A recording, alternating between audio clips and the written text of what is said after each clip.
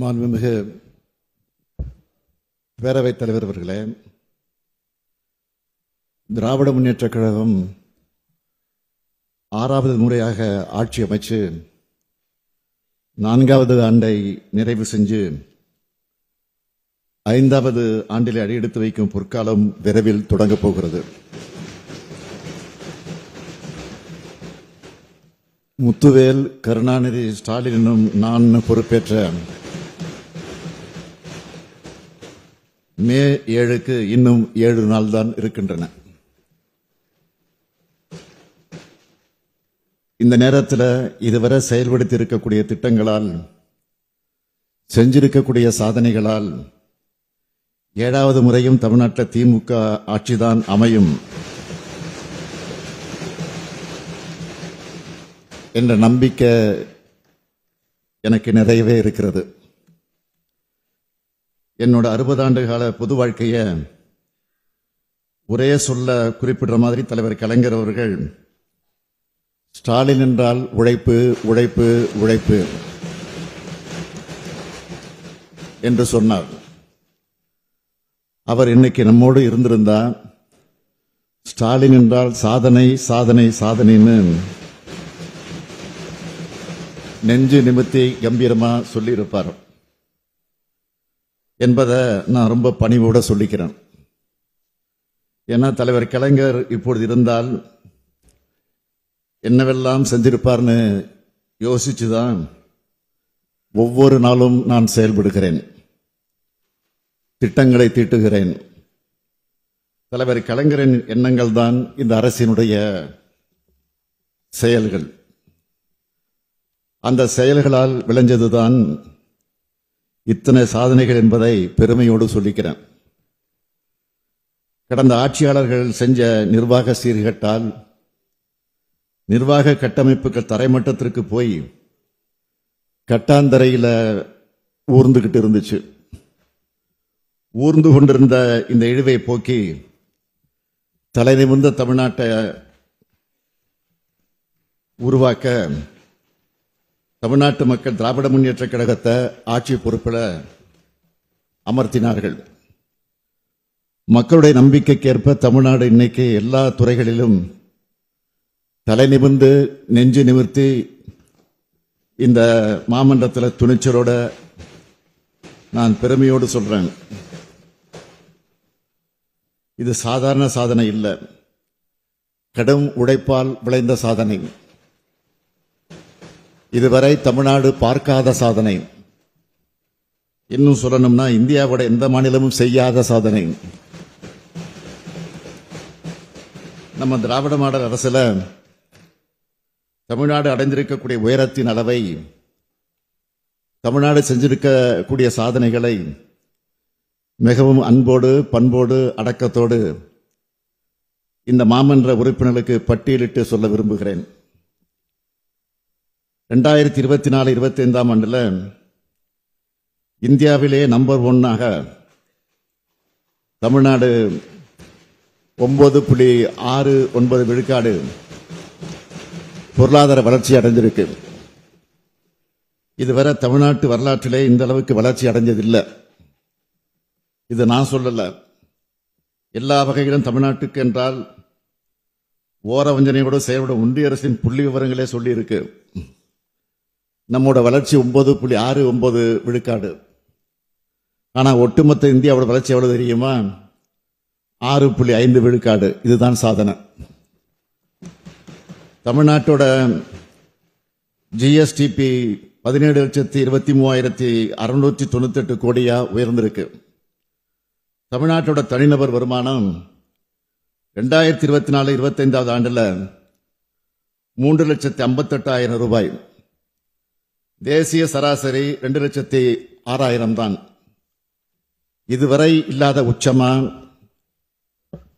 $14.65 billion அளவுக்கு மின்னணு பொருட்கள் ஏற்றுமதியில தமிழ்நாடு கடந்த 2024-25 நிதியாண்டுல சாதனை படைச்சிருக்கு.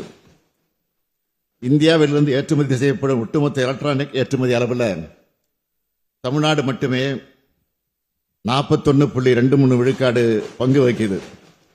அதாவது கிட்டத்தட்ட பாதி அளவு. கடந்த 4 ஆண்டுகளில் 5,80,000 கோடி ரூபாய் வணிக வரியா வந்திருக்கிறதே நம்முடைய வளர்ச்சிக்கான சான்று. அகில இந்திய அளவில் 50 விழுக்காடு அரசு மேல்நிலைப் பள்ளிகளில் தான் அறிவியல் ஆய்வக வசதிகள் இருக்கு. ஆனால் நம்ம தமிழ்நாட்டில் 98.3 விழுக்காட்டு பள்ளிகளில் இந்த வசதி இருக்கு.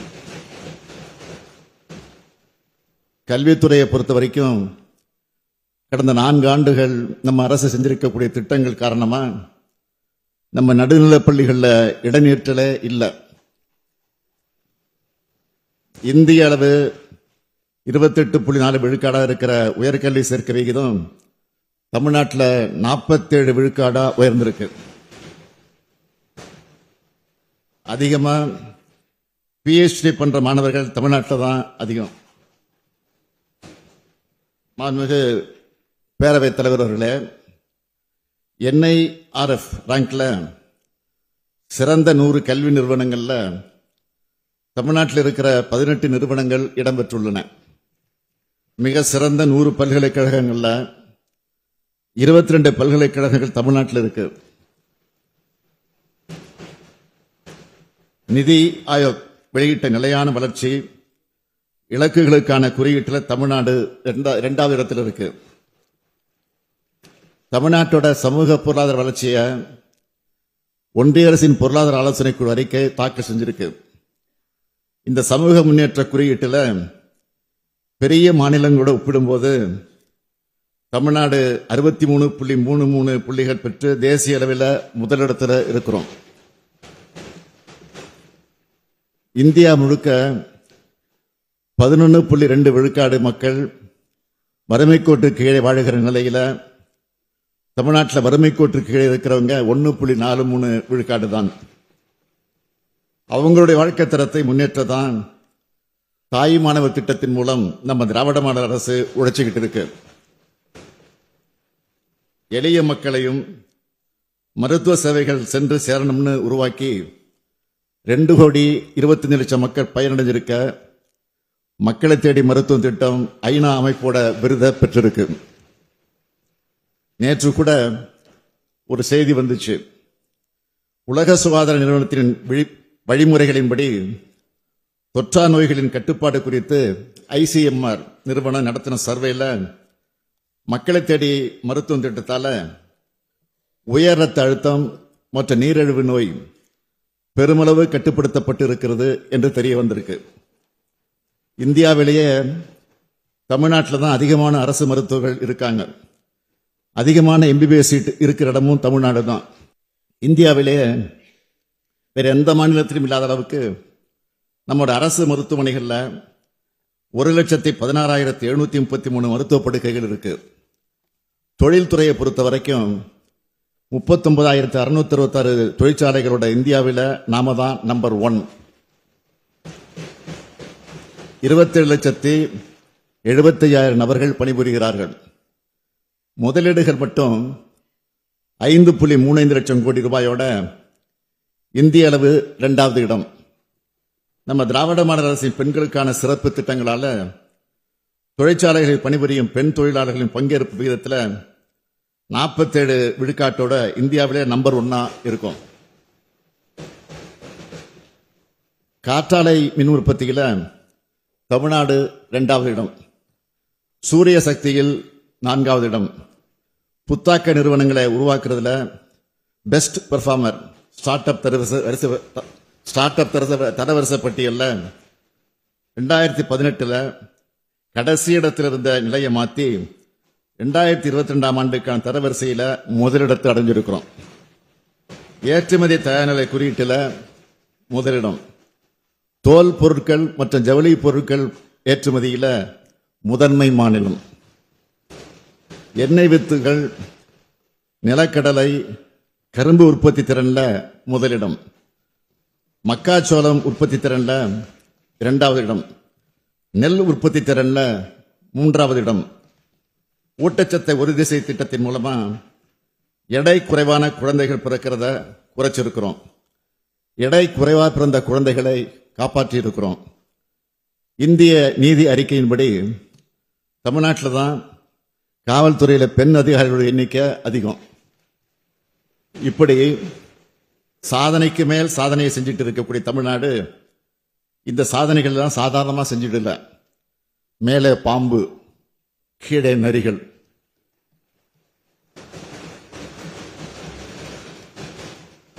மேலே பாம்பு, கீழே நரிகள். குதித்தால் அகழி, ஓடினால் தடுப்புச் சுவர்கள். இதுக்கெல்லாம் இடையில மாட்டிக்கிட்ட மனிதனை போல ஒரு பக்கம் ஒன்றிய அரசு, மறுபக்கம் ஆளுநர், இன்னொரு பக்கம் நிதி நெருக்கடின்னு தடைகளை கடந்து செய்யப்பட்ட சாதனை இது.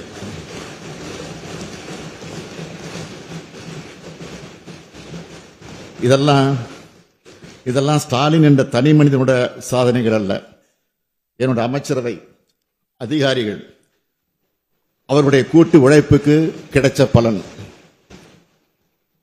எல்லாத்திலையும் என்னை முன்னிலைப்படுத்திக்கணும்னு நினைக்கிறவன் இல்லைன்னா இது ஒரு கட்சியினுடைய அரசல்ல, ஒரு கொள்கையினுடைய அரசுன்னு நான் குறிப்பிட்டேன். அப்படித்தான் செயல்பட்டு வரோம்.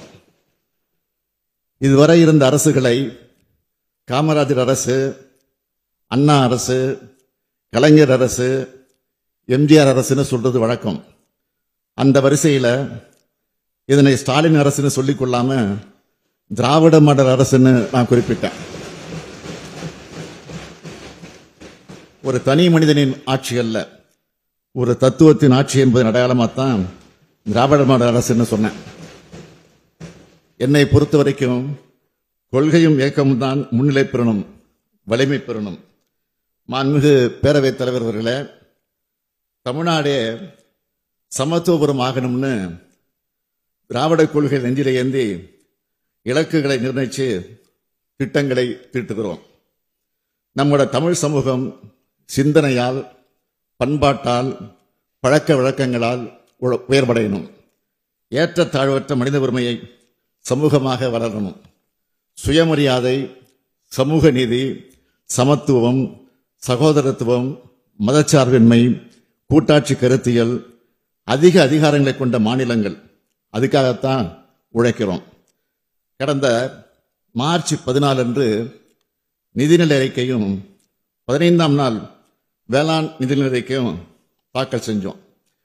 அதைத் தொடர்ந்து நம்முடைய அவை முன்னவர் மூத்த அமைச்சர் அண்ணன் துரைமுருகன் அவருடைய நீர்வளத்துறையோட மானிய கோரிக்கை தொடங்கி வரிசையா ஏப்ரல் மாதம் முழுக்க துணை முதலமைச்சர் உள்ளிட்ட அனைத்து அமைச்சர்களும் தங்களுடைய துறைகள் சார்பிலான மானிய கோரிக்கைகளை தாக்கல் செஞ்சிருக்கிறாங்க. அந்த துறைகள் சார்பில் பல்வேறு திட்டங்களை அறிவிச்சிருக்கிறாங்க. விவாதங்களுக்கு பதிலளித்து பேசப்போ கூட பல்வேறு அறிவிப்புகளை செஞ்சிருக்கிறாங்க.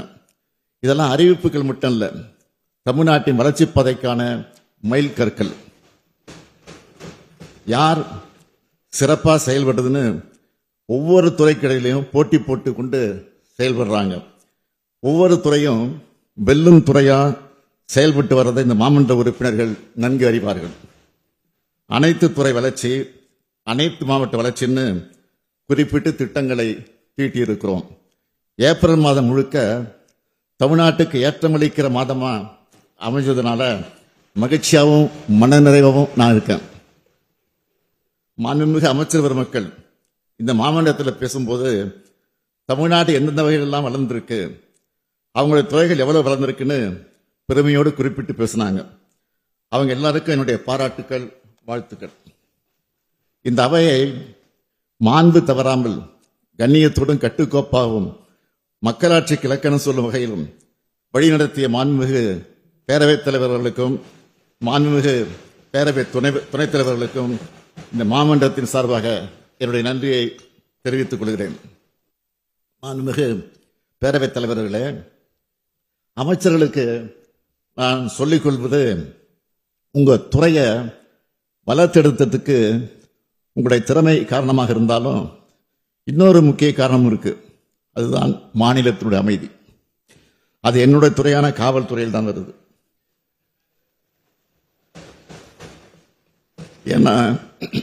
ஏன்னா அமைதியான மாநிலத்தில் தான் தொழில் வளரும், தொழிற்சாலைகள் வரும், கல்வி மேம்பாடும் வரும், பெண்களும் இளைஞர்களும் முன்னேற்றம் காண்பார்கள், விளையாட்டுத்துறை மேம்படும், உற்பத்தியும் ஏற்றுமதியும் அதிகரிக்கும், சுற்றுலா பயணிகள் வருவார்கள், கோயில்கள் தழைக்கும். தமிழ்நாட்டில் நிலவும் இந்த அமைதிக்கு காரணம் என்னுடைய துறையான காவல்துறை. சட்டம் ஒழுங்கை முறையாக பேணி இந்த சாதனைகளுக்கு அடித்தளமிட்ட காவல்துறை சார்ந்த அனைவருக்கும் நானும் நீங்களும் தமிழ்நாட்டு மக்களும் என்றும் நன்றிக்குரியவர்கள். சட்டம் ஒழுங்கு சீராகவும் தமிழ்நாடு அமைதிமிகு மாநிலமாக இருக்கிறதுனால தான் பெரிய அளவிலான சாதி சண்டைகளோ மத கலவரங்களோ பெரிய கலவரங்களோ வன்முறைகளோ இல்லை. கலவரங்களை தூண்டலாம்னு சில நினைச்சாலும் தமிழ்நாட்டு மக்களை அதை முறியடிச்சிடுறாங்க. இதெல்லாம் நடந்தாதான் சட்டம் ஒழுங்கு சரியில்லைன்னு புழுதி வாரி தூற்ற முடியும். மொத்தத்தில் சட்டம் ஒழுங்குல கல் விழாதான்னு துடிக்கிறவங்க ஆசையில மண் தான் விழுந்திருக்கு. நான் என்ன சொல்றேன், குற்ற சம்பவம் நடந்தா உடனடியாக நடவடிக்கை எடுக்கப்பட்டு குற்றவாளிகள் கைது செய்யப்படுறாங்க. ஏதாவது ஒரு சில இடத்துல கவனக்குறைவா சில தவறுகள் நடந்ததா கூட அதை சுட்டி காட்டப்பட்டா உடனடியா அதை திருத்திக்க நாங்க தயாராக இருக்கிறோம். நான் பிடிச்ச முயலுக்கு 3 கால்னு பிடிவாதமாக இருக்கிறவன் இல்லைன்னா, மக்களாட்சியில எல்லோருடைய கருத்துக்களையும் கவனிச்சு ஆராய்ந்து சரியானவற்றை சரியான நேரத்தில் செய்யணும்னு நினைக்கிறவன்னா, உள்நோக்கத்தோட அரசியல் ஆதாயத்துக்காக தமிழ்நாட்டோட சட்டம் ஒழுங்கு சரியில்லைன்னு பேசுறவங்களுக்கு சொல்லிக்கிறேன், இது மணிப்பூர் அல்ல, இது காஷ்மீர் அல்ல, உத்தரப்பிரதேச கும்பமேளா மரணங்கள் இங்க நடக்கல, இது தமிழ்நாடு. அதை மறந்துடாதீங்க. மாண்புமிகு பேரவைத் தலைவர்களே, காவல்துறையை நவீனப்படுத்தும் முயற்சிகள் தொடர்ந்து எப்படியெல்லாம் எடுக்கப்பட்டு வருதுன்னு நேற்றைய தினம் நான் பல்வேறு நேரங்களில் குறுக்கிட்டு பேசுகிற போது, பதிலளித்து பேசுகிற போது தெளிவாக எடுத்து சொல்லியிருக்கிறேன். எனவே அதை பற்றி அதிகம் பேச வேண்டிய அவசியம் இல்லை. இருந்தாலும் சொல்லுகிறேன், குற்றம் மற்றும் குற்றவாளிகளை கண்டறியும் நவீன வலைப்பின்னல் அமைப்பு மறுசீரமைக்கப்பட்டு வருது. இதனால பொதுமக்கள் ஆன்லைன் புகார்களை பதிவு செய்யவும் துறைகளுக்கிடையே தகவல்களை பகிர்ந்து கொள்ளும் வசதியை பெறக்கூடிய வாய்ப்பு இயலும். சைபர் குற்றங்கள் உள்ளிட்ட அனைத்து வகையான குற்றங்களையும் கட்டுப்படுத்தி வரும். காவல், உள்துறை, தீயணைப்பு மற்றும் தடவியல் துறை சார்பா கடந்த 4 ஆண்டுகளில் செய்யப்பட்ட சாதனைகளை புத்தகமாக அச்சிட்டு இந்த மாமன்றத்தில் இருக்கக்கூடிய மாண்புமிகு உறுப்பினர் அனைவருக்கும் வழங்கி இருக்கிறோம். ஊடக நண்பர்களும் அந்த புத்தகத்தை பார்த்து அதை பெற்று அதில் உள்ள சாதனைகளையும் தரவுகளையும் புள்ளி விவரங்களையும் உண்மைகளையும் மக்களிடம் கொண்டு செல்லணும்னு உங்கள் அன்போடு கேட்டுக்கிறேன். குற்றங்களை குறைக்கிற துறையா மட்டும் இல்லாம குற்றங்களை தடுக்கிற துறையா காவல்துறை செயல்படணும்னு நான் தொடர்ந்து சொல்லிட்டு வரேன். இந்த நிலை உருவாகணும்னா காவல்துறை சிறப்பாக செயல்பட்டா மட்டும் பொத்தாது, ஒட்டுமொத்த சமூகமும் சில பொறுப்புகளை உணர்ந்து செயல்படணும். காவல்துறைக்கு பொறுப்பேற்றிருக்கக்கூடிய நான் இந்த தருணத்தில் இந்த அவையின் மூலமாக பொதுமக்களுக்கு சொல்லிக்கொள்ள விரும்புவது, சட்டம் ஒழுங்கை பாதுகாக்க வேண்டியது நம்ம அனைவருடைய கூட்டு பொறுப்பு. எனவே நீங்க அனைவரும் சட்டத்தை மதிச்சு நடக்கணும். சின்ன சின்ன அலட்சியங்களை கூட தவிர்த்து சுய ஒழுக்கத்தோட எல்லோரும் இருக்கணும். ஒரு குற்றம் நடந்த பிறகு உடனடியாக காவல்துறைக்கு தெரிவிக்கிற பலர் இருக்கிறாங்க. அவர்களை பாராட்டுகிற அதே வேளையில் ஒரு குற்றம் நடக்கிறதுக்கு முன்னாடியே அதை உணர்ந்து தடுக்கிற முன்னெச்சரிக்கையும் நமக்கு தேவை. உங்க சுற்றுப்புறங்களில் சந்தேகப்படும்படியான நபர்களோட நடமாட்டம், செயல்பாடுகள் ஏதாவது தெரிஞ்சா உடனடியாக காவல்துறைக்கு தெரியப்படுத்துங்க. அது மட்டும் இல்ல, ஓய்வில்லாமல் விழிப்புணர்வோடும் கண்காணிப்படவும் களத்தில் இருக்கிற காவல்துறையினர்கிட்ட கனிவா நடந்துக்குங்க. அதே போல காவல்துறையினரும் பொதுமக்கள்கிட்ட கனிவா நடந்துக்கணும். காவல்துறைக்கிட்ட அதிகாரம் இருக்கிறது, சட்டம் ஒழுங்கை நிலைநாட்டவும் குற்றங்களை தடுக்கவும் தான் என்பதை அத்துமீறல் சில காவலர்கள் உணரணும். அத்துமீறக்கூடிய அந்த காவலர்கள் சில உணரணும். காவல் உயர் அதிகாரிகள் இதை உறுதி செய்யணும். காவலர்கள் தன்னுடைய பணிச்சுமையும் தனிப்பட்ட வெறுப்புகளையும் பொதுமக்கள் கிட்ட காட்டிடக்கூடாது. காவல்துறையும் பொதுமக்கள் நண்பர்கள் என்பதை இரு தரப்பும் உணர்ந்து செயல்படணும்னு கேட்டுக்கிறேன். செயல்படுவீங்கன்னு நம்புறேன். பொதுமக்களுக்கும் காவல்துறையினருக்கு இடையில் உள்ள இந்த நல்லுறவை மேலும் வலுப்படுத்திட என் நெஞ்சில் நீண்ட நாட்களாக இருந்து வரும் எண்ணத்து உணர்வை செயல்வடிவம் கொடுக்க நான் விரும்புகிறேன். சட்டம் ஒழுங்கை காப்பாற்றி இரவு பகலும் கண்துஞ்சாது காவல் பணியில் ஈடுபட்டு பொது அமைதியை பாதுகாக்கக்கூடிய காவலருக்கென தனி நாளை கொண்டாடுவதற்காக காவலரின் சேவைகளை போற்றி பாராட்டிட முதலாக 1859 மெட்ராஸ் மாவட்ட காவல் சட்டத்தை நிறைவேற்றி நவீன மற்றும் அமைப்பு ரீதியான காவலத்தை தோற்றுவிக்கப்பட்ட செப்டம்பர் 6ஆம் நாள் இனி ஆண்டுதோறும் காவலர் நாள் செப்டம்பர் 6ஆம் நாள் கொண்டாடப்படும். இந்நாளில் கடமை, கண்ணியம், கட்டுப்பாடு ஆகியவற்றை கடைபிடித்து சிறப்பாக பணியாற்றிய காவலருக்கு பதக்கங்கள் வழங்கப்படும். ஒவ்வொரு மாவட்ட காவல்துறையின் சிறப்புகளை சொல்லக்கூடிய வகையில் அனைத்து மாவட்டங்களிலும் காவல்துறை சார்பில் கண்காட்சிகள் நடத்துதல், குருதிக்குடை முகாம்கள் நடத்துதல் உள்ளிட்ட பல்வேறு நிகழ்வுகள் அன்று நடைபெறும் என்பதை நான் தெரிவித்துக் கொள்கிறேன். மாண்புமிகு பேரவைத் தலைவர் அவர்களே, தமிழ்நாடு என்பது குற்றங்கள் நடக்காத மாநிலம், போதைப் பொருள் இல்லாத நடமாட்டம் இல்லாத மாநிலம், பாலியல் குற்றம் இல்லாத மாநிலம் என்ற நிலையை நாம் எட்டணும். எங்கேயும் யாராலையும் குற்றம் நடக்கக்கூடாது. மீறி நடந்தால் உடனடியாக குற்றவாளிகள் கைது செய்யப்படணும். சட்டத்தின் முன்னாடி நிறுத்தப்பட்டு உடனடியாக தண்டனை பெற்று தரப்படணும். இந்த உறுதிமொழியை நான் மட்டும் எடுத்தால் போதாது, காவல்துறையோட உயரதிகாரி எடுத்தால் மட்டும் போதாது, ஒவ்வொரு காவலரும் எடுக்கணும். என்னுடைய காவல் எல்லைக்கு உட்பட்ட பகுதியில் எந்த வகைப்பட்ட குற்றம் நடக்க விடமாட்டேன்னு ஒவ்வொரு காவலரும் முடிவெடுத்துட்டா குற்றங்கள் பூஜ்ஜியத்திற்கு வந்துடும். மனித வளர்ச்சியோட எல்லா குறியீடுகளையும் முன்னணி மாநிலமாக இருக்கிற தமிழ்நாடு குற்ற சம்பவங்களில் பூஜ்ஜியமாக இருந்தால் தான் நமக்கு பெருமை.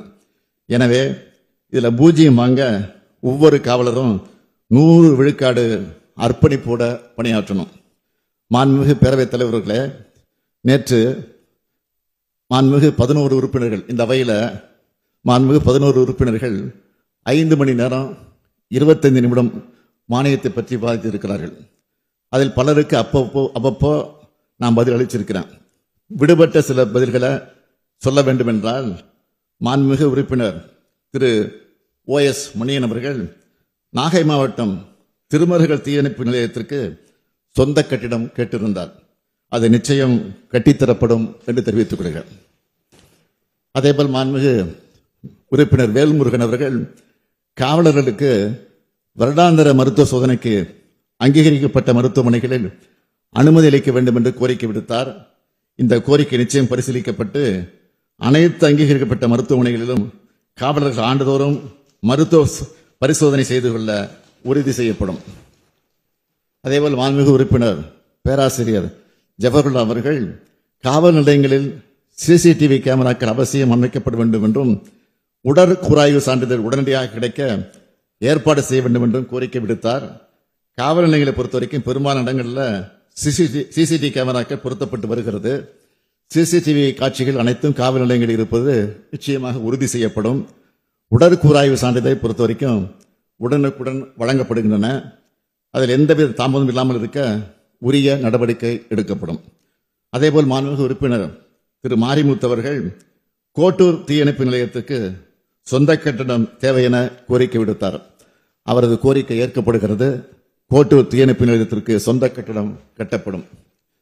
மாண்புமிகு உறுப்பினர் நாகை மாலி அவர்கள் காவல் ஆணைய பரிந்துரைகளை உடனடியாக செயல்படுத்த வேண்டும் என்று கோரிக்கை வைத்தார். ஓய்வு பெற்ற உயர்நீதிமன்றத்தினுடைய நீதியரசர் CT செல்வம் அவர்கள் தலைமையிலான 5வது காவல் ஆணையம் 934 பரிந்துரைகளை வழங்கியிருக்கிறது. அதில் 86 பரிந்துரைகள் ஏற்கனவே நடைமுறைப்படுத்தப்பட்டு விட்டன. மேலும் 274 பரிந்துரைகள் நடைமுறைப்படுத்தப்படுவதற்கான பல்வேறு கட்ட நடவடிக்கைகள் எடுக்கப்பட்டு வருவதோடு மற்றவை அரசின் பரிசீலனையில் உள்ளது என்பதையும் நான் தெரிவித்துக் கொள்கிறேன்.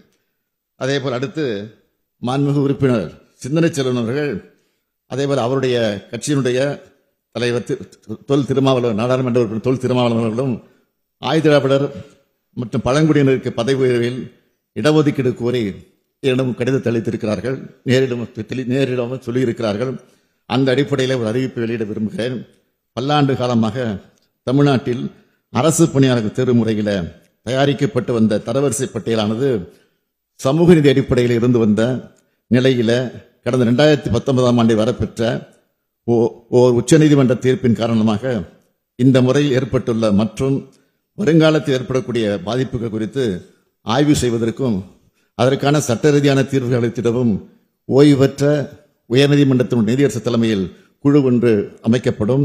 அந்த குழு அளிக்கக்கூடிய பரிந்துரைகளின் அடிப்படையில் இந்த தீர்ப்பின் காரணமாக ஏற்பட்டுள்ள பாதிப்புகளில் இருந்து ஒரு நல்ல தீர்வு காணப்படும் என்றும் தங்கள் வாயிலாக தெரிவித்துக் கொள்கிறேன். மேலும் இன்னொரு முக்கிய அறிவிப்பு செய்ய விரும்புகிறேன். இந்த மண்ணின் ஆதி குடிகளை இழிவுபடுத்தும் அடையாளமாக காலனி என்ற சொல் பதிவாகி இருக்கிறது. ஆதிக்கத்தின் அடையாளமாகவும் தீண்டாமைக்கான குறியீடாகவும் வசை சொல்லாகவும் மாறியிருப்பதால் இனி இந்த சொல் அரசு ஆவணங்களிலிருந்தும் பொது புழக்கத்திலிருந்து நீக்குவதற்கு நடவடிக்கை எடுக்கப்படும் என்பதையும் தெரிவித்துக் கொள்கிறேன். மாண்புமிகு உறுப்பினர் வானதி சீனிவாசன் அவர்கள் பேசுகிற போது குறிப்பிட்டார்கள், வெளிநாட்டு தொழிலாளர்கள் பணிபுரியக்கூடிய இடங்களில் கண்காணிப்பு தேவை என்று பேசியிருக்கிறார்கள். அவருக்கு நான் நன்றி தெரிவித்துக் கொள்கிறேன். தமிழ்நாட்டு தங்கி பணிபுரியக்கூடிய வெளிநாட்டு தொழிலாளர்கள் அனைவரும் சட்டவிரோத செயலில் ஈடுபடாதவாறு கண்காணிக்கப்படுகிறார்கள். அதேபோல மாண்புமிகு உறுப்பினர் கோகா மணி அவர்கள் கேட்டுக்கொண்டபடி அவருடைய தொகுதியில தருமபுரி காவல் உட்கோட்டம் மதிகோன்பாளையம் காவல் வட்டத்தில் அமைந்துள்ள புலி கிராமத்தில் புதிய காவல் நிலையம் 2,83,00,000 ரூபாய் மதிப்பீட்டில் அமைக்கப்படும் என்பதை தெரிவித்துக் கொள்கிறேன். மாண்புமிகு எதிர்க்கட்சித் தலைவர் அவர்கள் பல்வேறு சம்பவங்கள் குறித்து பேசியிருக்கிறார். அவர் பேசிய அத்தனை விவகாரங்களிலும் உடனடியாக நடவடிக்கை மேற்கொள்ளப்பட்டிருக்கிறது. இனியும் நடவடிக்கை எடுக்கப்படும், உரிய நடவடிக்கையை விரைவாக எடுக்கப்படும் என்ற உறுதி இந்த நேரத்தை தெரிவித்துக் கொண்டு, இந்த அரசை பொறுத்த வரைக்கும் எந்தவித அழுத்தங்களுக்கும் உள்ளாகாமல் காவல்துறை சுதந்திரமாக செயல்பட்டு சட்டம் ஒழுங்கை பராமரிப்பதிலும் நீதியை நிலைநாட்டுவதிலும் சிறப்பாக செயல்பட்டு வருகிறது என்பதை நான் அழுத்தம் தெரிவித்துக் கொள்கிறேன். மாண்புமிகு பேரவைத் தலைவர் அவர்களே, இந்த ஆண்டு உள்துறை சார்பில் 102 அறிவிப்புகள் வெளியிடப்படுகிறது. காலத்தின் அருமை கருதி சிலவற்றை இப்பொழுது நான் அறிவிக்க விரும்புகிறேன். மீதமுள்ள அறிவிப்புகளை நான் படித்ததாக கருதி அவை குறிப்பில் சேர்த்திடுமாறு கேட்டுக்கொள்கிறேன். புதிய காவல் நிலையங்கள் கோயம்புத்தூர் மாவட்டம் நீலாம்பூர், சிவகங்கை மாவட்டம் கீழடி, திருநெல்வேலி மாவட்டம் மேலச்சேவல், திருப்பூர் மாவட்டம் பொங்கலூர், கள்ளக்குறிச்சி மாவட்டம் களமருதூர், நாமக்கல் மாவட்டம் கொக்கராயன்பேட்டை, திருவண்ணாமலையில அண்ணாமலையார் கோயில் காவல் நிலையம், குமரி மாவட்டம் குழித்துறையில இருப்பு பாதை காவல் நிலையம், சென்னை ஓமந்தூர் மருத்துவமனை வளாகத்தில் புறக்காவல் நிலையம், பெரம்பூர் பெரியார் நகர் அரசு புறநகர் மருத்துவமனையில புறக்காவல் நிலையம், சென்னை அரும்பாக்க சரகத்தில் புதிதாக அனைத்து மகளிர் காவல் நிலையம், மதுரை மாநகர காவல் ஆணையகத்தில் சிந்தாமணி, மாடக்குளம் உள்ளிட்ட பல இடங்களில் உருவாக்கப்படும். சென்னை பெருநகர காவல் ஆயுதப்படையில் புதிய பணியிடங்கள் 2 கட்டங்களாக ரூபாய் 21,02,00,000 செலவில் உருவாக்கப்படும். இதற்கான முதற்கட்ட செலவினம் ரூபாய் 10,51,00,000. 280 காவல் ஆய்வாளர் பணியிடங்கள் கூடுதலாக உருவாக்கப்பட்டு சார்பு ஆய்வாளர் தலைமையிலான காவல் நிலையங்கள் ஆய்வாளர் தலைமையிலான காவல் நிலையங்களாக தரம் உயர்த்தப்படும். நீலகிரி மாவட்டத்தில் உதகமண்டலத்தில் 90 ஆயுதப்படை காவல் குடியிருப்புகள் மற்றும் தருமபுரியில 134 ஆயுதப்படை காவல் குடியிருப்புகள் 101,35,00,000 ரூபாய் செலவிலே கட்டப்படும். பெண்களின் பாதுகாப்பினை உறுதி செய்வதற்காக மாநகரங்களின் பயன்பாட்டிற்கென சென்னை பெருநகரம் தவிர 80 இளஞ்சிவப்பு ரோந்து வாகனங்கள் ரூபாய் 12 கோடி செலவில் வாங்கப்படும். காவலர் தங்குமிடம் வசதி இல்லாத அல்லது குறைவாக உள்ள 20 மாவட்ட மாநகரங்களில் ஆயுதப்படை காவல் ஆளுநர்கள் பயன்பாட்டிற்காக 50 படுக்கை வசதிகள் கொண்ட காவலர் தங்குமிடங்கள் ரூபாய் 30 கோடி செலவில் கட்டப்படும். நுண்ணறிவு பிரிவின் கீழ் புதிதாக உருவாக்கப்பட்ட கோயம்புத்தூர் தீவிரவாத தடுப்பு பிரிவிற்கு கோவை மாநகரத்தில் ரூபாய் 5,98,00,000 செலவில் அலுவலக கட்டடம் கட்டப்படும். சார்நிலை காவல் அதிகாரிகள் மற்றும் காவல் நிலைய அதிகாரிகளுக்காக 350 4 சக்கர வாகனங்கள் ரூபாய் 38,85,00,000 ரூபாய் செலவில் வாங்கப்படும். தடய அறிவியல் துறையின் சீன் ஆஃப் கிரைம் விசாரணை முறையை வலுப்படுத்துவதற்கு ஏதுவாக 50 நடமாடும் தடவைகள் அறிவியல் வாகனங்களும் அவற்றுக்கு தேவையான மனித வளம், எரிபொருள் மற்றும் பராமரிப்பு செலவுகள் ஆகியவற்றுக்கென ரூபாய் 38 கோடியே 25 லட்சம் வழங்கப்படும்.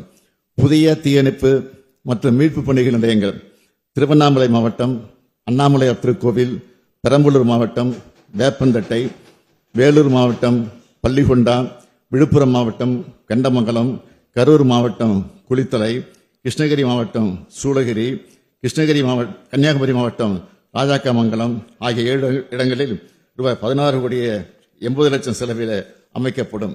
தீ விபத்து அதிகமாக ஏற்படக்கூடிய பகுதிகளில் உள்ள தீயணைப்பு மற்றும் மீட்பு பணி நிலையங்களுக்கு ரூபாய் 5 கோடி செலவில் 5 பெரும தண்ணீர் லாரிகள் கொள்முதல் செய்து வழங்கப்படும்.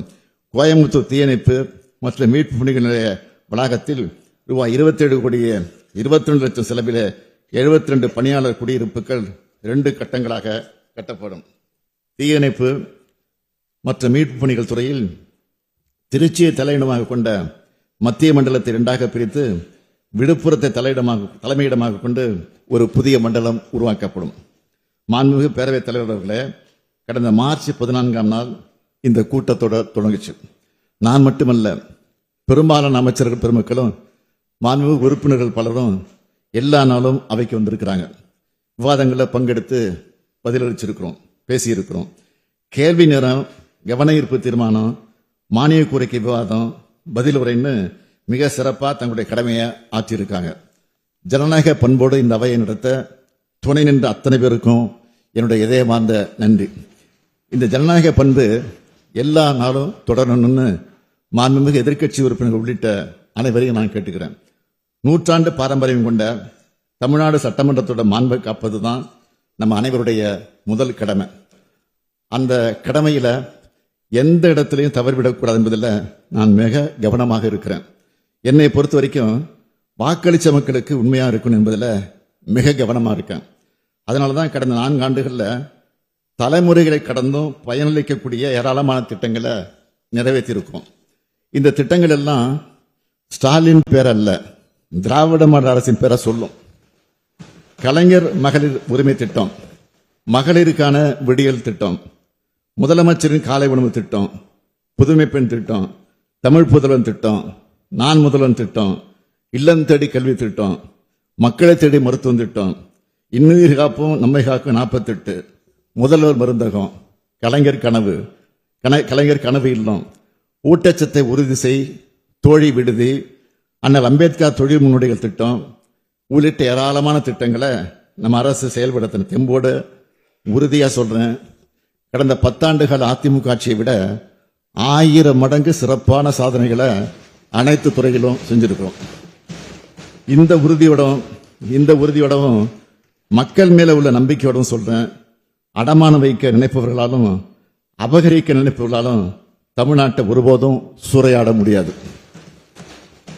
எங்களை எல்லாம் ஆளாக்கிய பேரறிஞர் அண்ணா அன்றே சொன்னார், தமிழகம் உலகின் ஒரு பகுதியாக இருக்கலாம், ஆனால் அது யாருடைய வேட்டைக்காடாகவும் இருந்திட ஒரு நாளும் ஒப்புக்கொள்ள மாட்டோம். சுயாட்சி என்பது எங்கள் பிறப்புரிமை. இதனை தடுக்கவோ தகர்க்கவோ எவருக்கும் உரிமை இல்லை. இது எங்கள் போர் முழக்கம் என்று அண்ணா முழங்கினார். அவரது கனவை நிறைவேற்றும் வகையிலும் சட்டமன்றத்தை இறையாண்மை நிலைநாட்டும் வகையிலும் வரலாற்று சிறப்புமிக்க தீர்ப்பை பெற்றோம். அடுத்தபடியா மாநில சுயாட்சி கனவை நிறைவேற்ற குழு அமைச்சிருக்கிறோம். நான் தொடங்கியுள்ள இந்த பயணம் நீண்டது. முதலமைச்சராக 5வது ஆண்டில் அடியெடுத்து வைக்கும் இந்த வேளையில் இந்த மன்றத்தில் நின்று உறுதியோடு சொல்றேன், என் பயணம் தொடரும். தமிழ்நாட்டுக்காக, தமிழர்களுக்காக, மாநில உரிமைகளுக்காக என் பயணம் தொடரும். இதுவரை பார்த்தது திராவிட மாடல் அரசின் பார்ட் 1 தான்.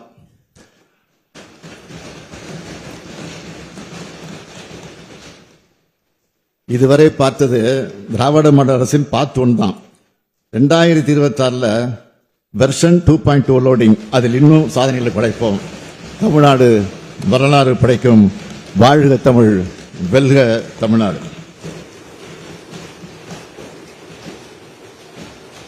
மாண்புமிகு பேரவைத் தலைவர்களே, மாண்புமிகு உறுப்பினர்களால் வழங்கப்பட்டிருக்கக்கூடிய கோரிக்கை எண் 22 காவல் பற்றிய மானிய கோரிக்கையின் மீதான வெட்டு தீர்மானங்களையும், கோரிக்கை எண் 23 தீயணைப்பு மற்றும் மீட்பு பணிகள் குறித்த வெட்டு தீர்மானங்களையும் நான் படித்து பார்த்தேன்.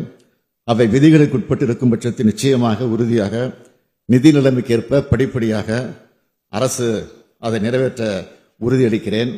எனவே மாண்புமிகு உறுப்பினர் அனைவரும் என்னுடைய விளக்கத்தை ஏற்று வெட்டு தீர்மானங்களை பெற்றுக்கொண்டு இந்த மானிய கோரிக்கை நிறைவேற்றி தருமாறு கேட்டுக்கொள்கிறேன். மாண்புமிகு பேரவைத் தலைவர்களே, இத்துறை சிறப்பாக செயல்பட எனக்கு உறுதுணையாக இருக்கக்கூடிய உள்துறை செயலாளர் திரு தீரஜ்குமார் ஐஏஎஸ் அவர்களுக்கும், தமிழ்நாடு காவல்துறை தலைமை இயக்குனர் திரு சங்கர்ஜிவால் ஐபிஎஸ் அவர்களுக்கும்,